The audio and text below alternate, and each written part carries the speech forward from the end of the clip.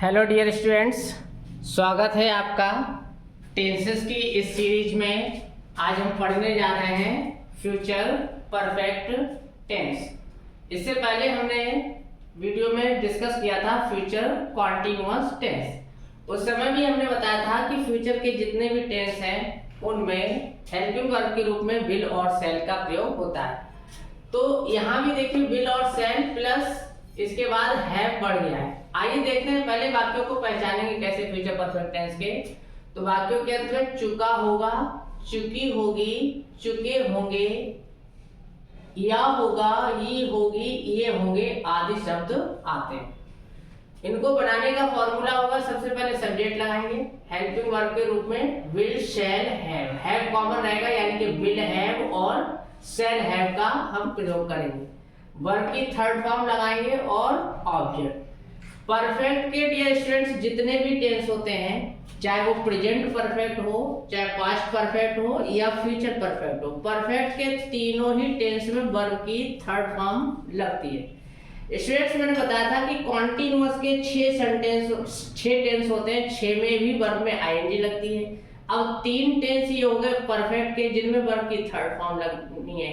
तो 9 टेंस ऐसे हो गए जिनमें वर्ब तुम्हें याद ही नहीं करना। कॉन्टिन्यूअस शब्द सुनाई दे मतलब वर्ब में आईएनजी लगेगी, केवल परफेक्ट सुनाई दे मतलब वर्ब की थर्ड फॉर्म लगेगी। तो 6 जगह कॉन्टिन्यूअस, 3 जगह परफेक्ट। तो इस प्रकार से 9 टेंस की तुम्हें वर्ब ऑलरेडी याद हो जाएगी, जिसे रटने की आवश्यकता नहीं।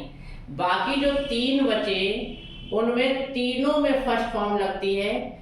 सिर्फ पास्ट इंडेफिनिट का जब हम अफर्मेटिव बनाते हैं तो उसमें सेकंड फॉर्म प्रयोग होती है, और प्रेजेंट इंडेफिनिट को जब हम अफर्मेटिव बनाते हैं तो सिंगुलर सब्जेक्ट के साथ वर्ब में, सिंगुलर सब्जेक्ट के साथ वर्ब में एस या एस का प्रयोग किया जाता है। अदरवाइज बाकी तीनों में अन्य की स्थिति में हम याद कर सकते हैं। बाकी 3 बचे हुए उनमें भी फर्स्ट फॉर्म का यूज होता है। तो कॉन्टिन्यूअस के 6 टेंस जिनमें फर्स्ट फॉर्म में आईएनजी लगती है, परफेक्ट के 3 टेंस जिसमें थर्ड फॉर्म लगती है, बाकी जो 3 बचे उनमें फर्स्ट फॉर्म लगती है। तो इस प्रकार से हम वर्ब की फॉर्म को बहुत इजीली याद कर सकते हैं, रटने की आवश्यकता नहीं पड़ेगी। केवल और केवल रटना है स्टूडेंट्स आप लोगों को हेल्पिंग वर्ब कि कौन से टेंस में कौन सी हेल्पिंग वर्ब यूज होती है, और ये याद करना है सिंगुलर के साथ कौन सी हेल्पिंग वर्ब आती है और प्लूरल के साथ कौन सी आती है। आइए देखते हैं अफर्मेटिव टेंस को बनाने का rule. Subject plus will shall have verb की third form plus object. Will shall लगाने का फॉर्मूला जो हमने बताया वही रहेगा कि आई और वी के साथ शैल, अदर सभी के साथ विल का यूज होगा। हैव दोनों के साथ लगेगा विल हैव शैल। वह घर पहुंच चुका होगा, सब्जेक्ट हो गया हमारा वह की अंग्रेजी के रूप में हमने लगा दी ही। अब हेल्पिंग वर्ब लगाएंगे विल हैव। पहुंचने के लिए रीच, और रीच की थर्ड फॉर्म क्या होगी रीच्ड टू होम। हम घर पहुंच गए होंगे। देखिए सेम हमने डिक्टो वैसा ही सेंटेंस इसलिए लिखा है ताकि आप लोगों को समझ में आ जाए। चुका होगा और ये होंगे में कोई अंतर नहीं है। वह घर पहुंच चुका होगा, हम घर पहुंच चुके होंगे लिखे हैं, या फिर हम लिखे हम घर पहुंच गए होंगे, एक ही बात है। तो स्टूडेंट्स यहाँ पर सब्जेक्ट है हम मीन्स वी, तो वी के साथ हम विल नहीं लगा पाएंगे, हमने लगाया शैल है। रीच्ड टू होम, चुका होगा और या होगा, जैसा कि यहाँ पर भी देख रहे हैं हम चुका होगा के साथ में यहाँ पर या होगा शब्द भी आता है। तो बोलने में थोड़ी सी साउंड में डिफरेंस आता है, अर्थ में कोई डिफरेंस नहीं होता है। चाहे हम कहें हम घर पहुंच गए होंगे, चाहे हम कहें हम घर पहुंच चुके होंगे, एक ही बात है, ट्रांसलेशन सेम होगा। तो we shall have reached to home. Third sentence देखते हैं, पिताजी बाजार से आ गए होंगे, पिताजी बाजार से आ चुके होंगे, एक ही बात है।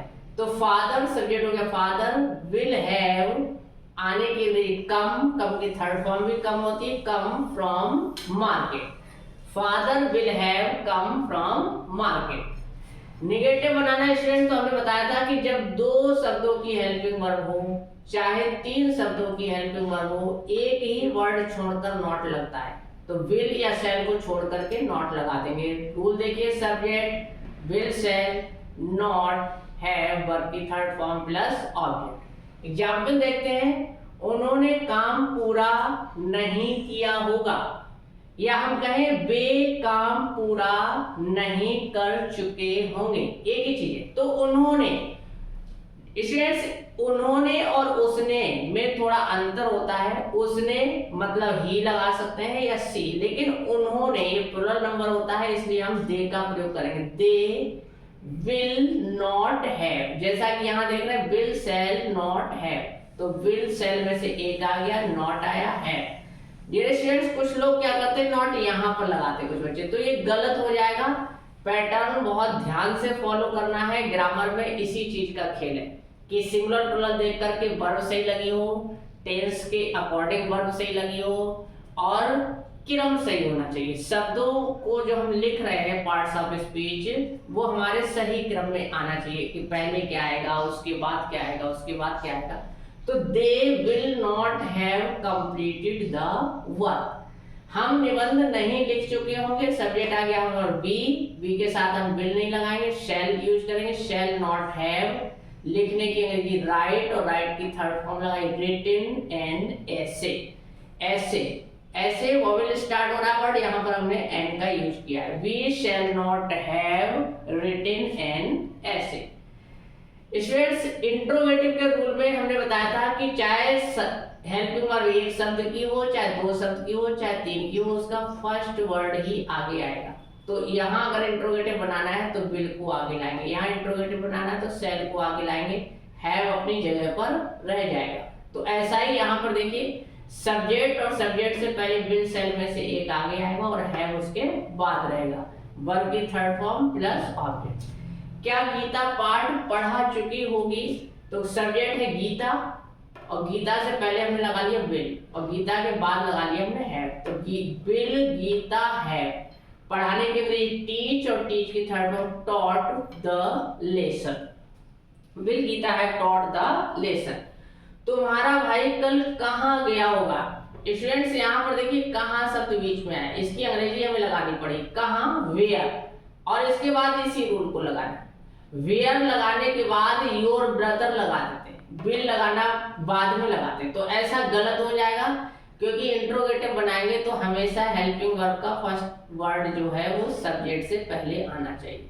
तो where will your brother have gone tomorrow, तुम्हारा भाई कल कहाँ गया होगा।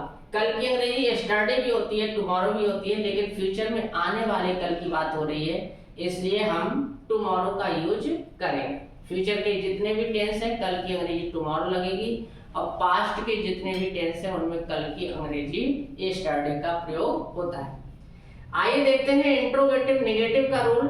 तो सब्जेक्ट से पहले विल शैल आ गया, उसके बाद नॉट और हैव, यानी कि हेल्पिंग वर्ब के फर्स्ट वर्ड जो है वो पहले ले लिया हमने, विल शैल पहले आ गया, सब्जेक्ट फिर नॉट फिर हैव, वर्ब की थर्ड फॉर्म, और लास्ट में ऑब्जेक्ट क्वेश्चन मार्क के साथ। क्या मरीज अस्पताल नहीं आ चुके होंगे, क्या लगा है, पेशेंट्स इसका सब्जेक्ट है, पेशेंट से पहले आ गया will patients not have come to hospital. अगर हम रूल से इसे हम मिलान करें तो देखिए विल शैल में से एक आएगा, तो ये आ गया, दूसरे नंबर पर सब्जेक्ट आएगा, सब्जेक्ट आ गया, तीसरे नंबर पर नॉट आएगा, ये देखिए नॉट आ गया, फिर हैव, ये हैव आ गया, वर्ब की third form come to hospital. Will students not have come to hospital, बच्चों ने लंच क्यों नहीं किया होगा। स्टूडेंट्स याद देखिए क्यों शब्द बीच में आया, तो क्योंकि नहीं लगाई व्हाई, सब्जेक्ट हो गया चिल्ड्रन, चिल्ड्रन से पहले विल, और चिल्ड्रन के बाद नॉट और है, जैसा कि यहाँ हम देख रहे हैं सब्जेक्ट से पहले विल शैल, सब्जेक्ट के बाद नॉट और है, सब्जेक्ट से पहले विल शैल, सब्जेक्ट के बाद नॉट और है। तो बच्चों ने लंच क्यों नहीं किया होगा, why will children not have taken the lunch. तो इस प्रकार से ये टेंस फिनिश होता है। आशा करते हैं कि ये टेंस आप लोगों को सही से समझ में आया होगा। अगर अच्छा लगा हो तो वीडियो को लाइक करें और चैनल को सब्सक्राइब कर लें और अपने मित्रों के साथ शेयर करना ना भूलें। Thank you for watching this video.